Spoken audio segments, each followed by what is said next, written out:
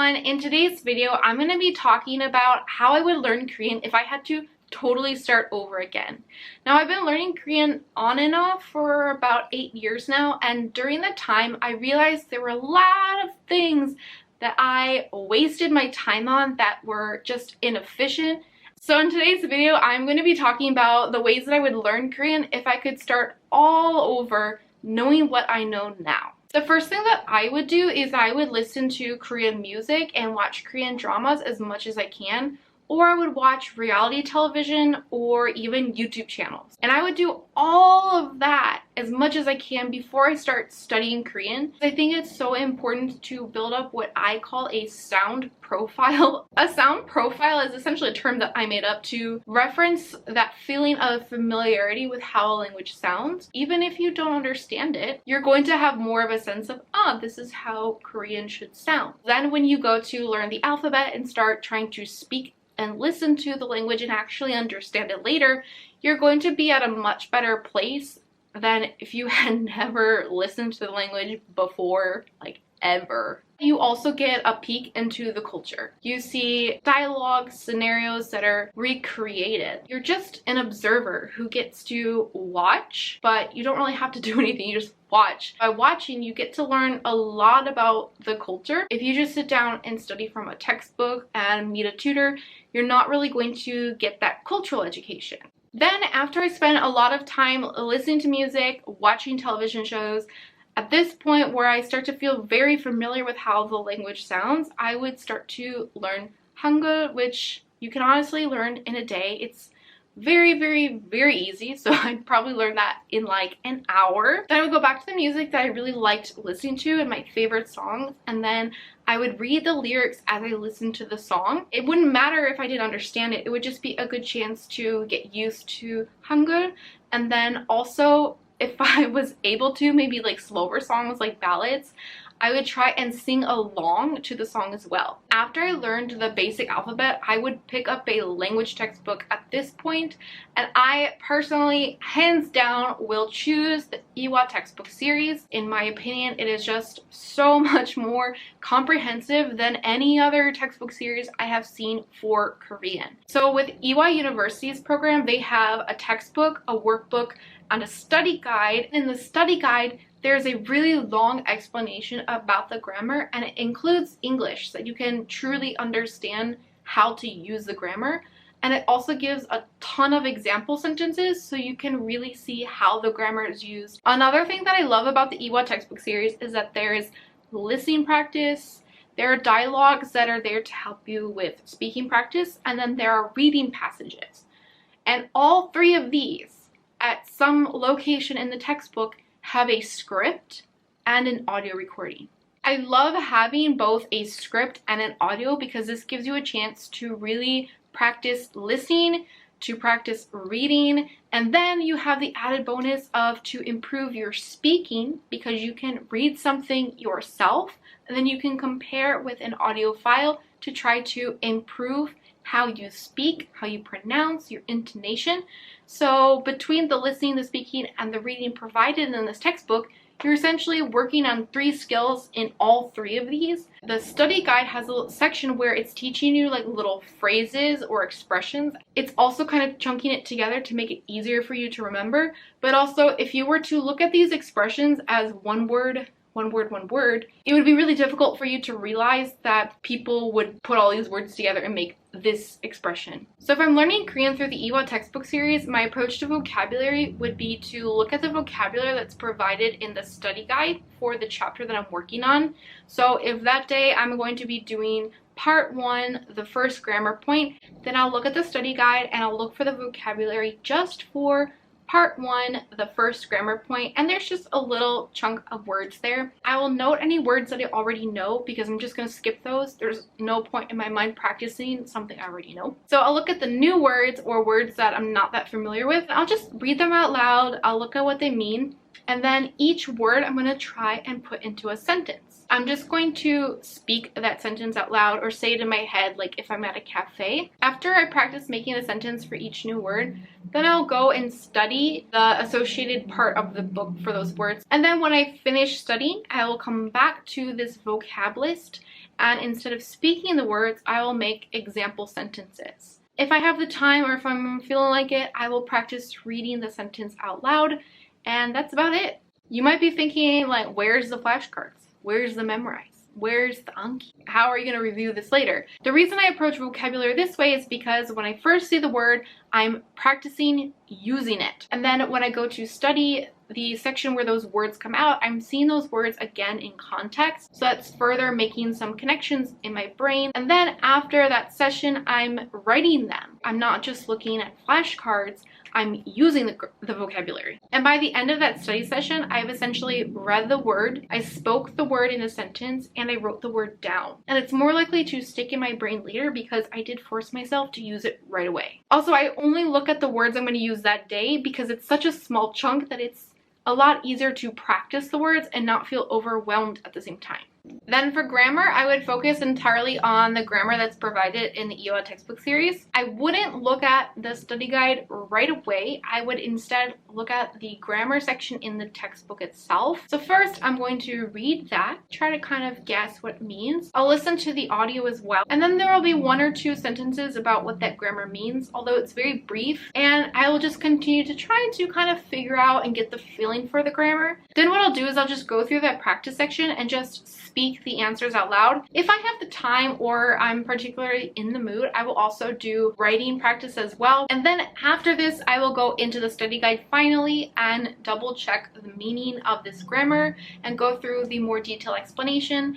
And then I'll read through all the example sentences as well. Then I'll just sit down and write my own example sentences using the grammar. And I'll try to write sentences that are relevant to my daily life or my personal life and what have you. The next thing that I would do is I would use a lot of the content in the EWA textbook to do shadowing practice. So for the listening comprehension, I'm going to really focus on listening to the content. I'll play it 1 or 2 times maximum, really focus on what I hear and try to understand it. And then I'll do the listening questions in my textbook, check the answers. After I've done the listening practice, then I will go on to reading. But when I read the content, I will listen to it on the audio and read along so that while I'm reading, I can also hear how it is meant to sound. I'll go over any words that I don't know, and I will just make sure that I have 100% comprehension of the whole text at this stage. So what I'll do is I will go through the passage while I listen to the audio, and then I will use a slash or a comma to mark where the speaker pauses. You don't really notice it, but when you're speaking, you will pause and take breaths at different places in a sentence and different places in your speech. When you're learning how to speak, it's really important to learn where to take a natural pause. So that's why I mark that as I go, so that when I'm speaking, I know, oh wow, I have to say this all in one breath. Another thing that I'll mark is rising and like declining intonation. Then after I mark up the text this way, I would take out the audio and then I would do sentence by sentence, try to practice speaking that sentence, taking the pause at the correct location, making my pitch rise and fall at the correct locations. And then the last thing that I will do is I will record myself. And maybe I might do this all over 1 or 2 more times. Record myself, listen, re-record myself, and try to fix my mistakes. The next thing that I would do is I would read and read and read as much as I can. In my opinion, just getting reading practice from a textbook is not enough. So I think it's so important to get a lot of reading experience outside of your like traditional studying. It's important to do this because when you're reading, you subconsciously pick up on a lot of patterns. You see words in grammar all put together in sentences. Then when you approach new words that you might not understand because you see them in context, you can probably use context clues to understand what a lot of those words mean. And then words that you've previously studied or you're currently studying, they'll come up while you're reading and it'll give you a chance to clarify the meaning, to remember the meaning because you're constantly seeing it over and over again. Obviously, if you're at the beginner level, it's not going to be easy for you to read a book. At this stage, I would recommend getting a leveled reader, and I personally would choose Yonsei's reading textbooks. It's a good amount where you can give yourself a chance to read a little bit without like overwhelming yourself or overdoing it, and you can just do one little reading at a time. Then in my reading practice, I wouldn't note down every single word that I don't know. I would only mark like really important words or really key words to understanding that text. I wouldn't even put the words into flashcard decks. I would just practice using the words in a sentence, speaking out loud. Then I would also do some writing practice where I would use the words in example sentences. Another thing that I would do is I would journal a lot more and I would journal regularly. I would also make sure to journal about topics that I'm learning about rather than just my day. This will help you practice what you're learning and reinforce it in your head. It's really going to push you to your limits to see exactly what you can and cannot do. You will immediately be aware of words and phrases that you completely lack and you're just not able to use in the passage. And what I would do is I would go through and I would write and I would kind of note down whatever I don't know or whatever I lacked.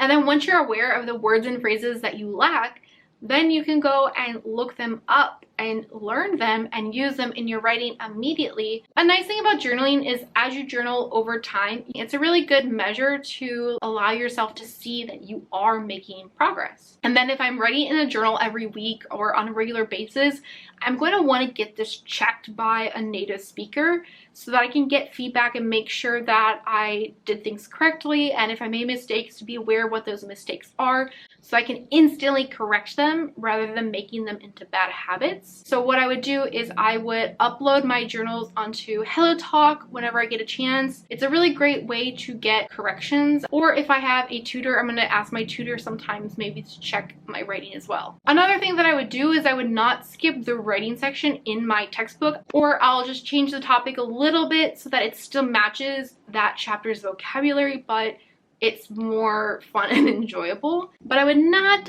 skip the writing entirely. Also, the sun is starting to go down here, so the lighting is getting a little bit wonky, but we are just going to ignore that and press on. Then another thing that I would do once I've learned Hangul and I have a few basic expressions down is I would sign up for an Italki tutor like right away. This is going to be so important to get a sense of pronunciation and intonation from the beginning, which is something that I did not do very well, guys. So don't be like me. A major benefit of a tutor is that you get to have a lot of speaking and listening practice, but you get a lot of feedback and corrections right away. Whereas if you don't do that, you don't have someone to help you with that. You have no idea of knowing that you're wrong or that you're hard to understand.